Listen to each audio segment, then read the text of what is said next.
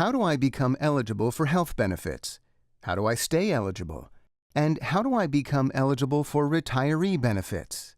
What about my dependents? How do they become eligible for benefits?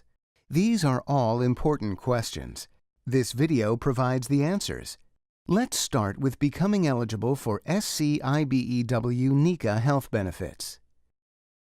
Your eligibility depends on the number of hours of contributions submitted on your behalf by a contributing employer within a certain period.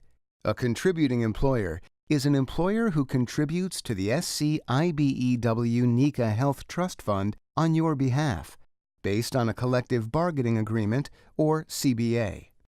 You will be eligible for benefits when 100 hours of contributions are received on your behalf within 4 consecutive months. You become eligible on the first day of the 3rd month after the Health Trust Fund receives the 100 hours of contributions. For example, let's say you worked 25 hours each month in January, February, March, and April, and your employer reported and contributed in February, March, April, and May. You would become eligible on August 1st, the first day of the 3rd month after you have at least 100 hours reported with payment into the fund. Before you are eligible for medical or dental coverage, you must complete an enrollment form and choose a medical and dental option. You and your dependents have no health coverage until you complete the enrollment form and the Health Trust Fund receives it. You will only have life and accidental death and dismemberment insurance coverage if the enrollment form and required documents are not returned. Your eligibility will continue as long as your hours bank reserve contains at least 100 hours.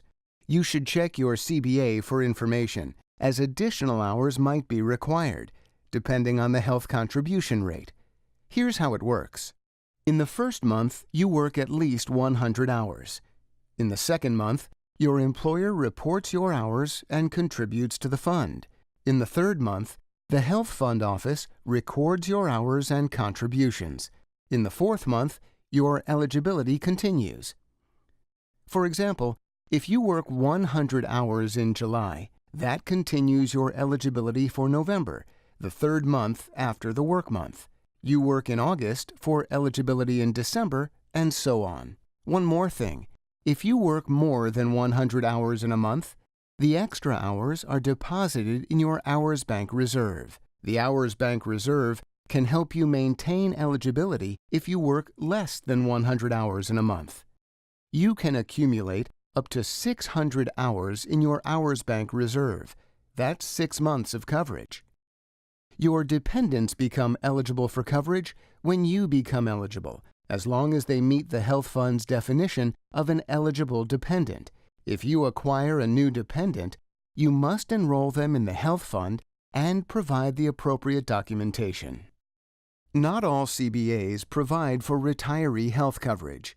Check with the Administrative Trust Funds Office to ensure your CBA includes retiree health coverage.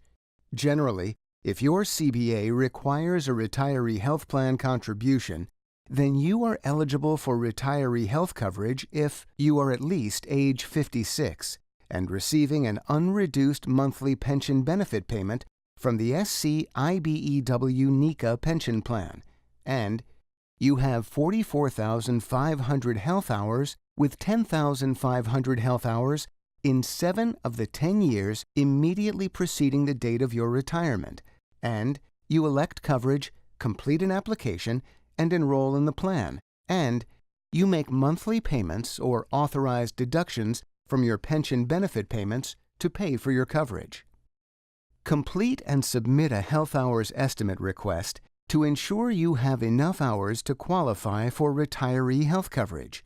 It is important that you inquire and receive a determination of retiree health plan coverage before you retire.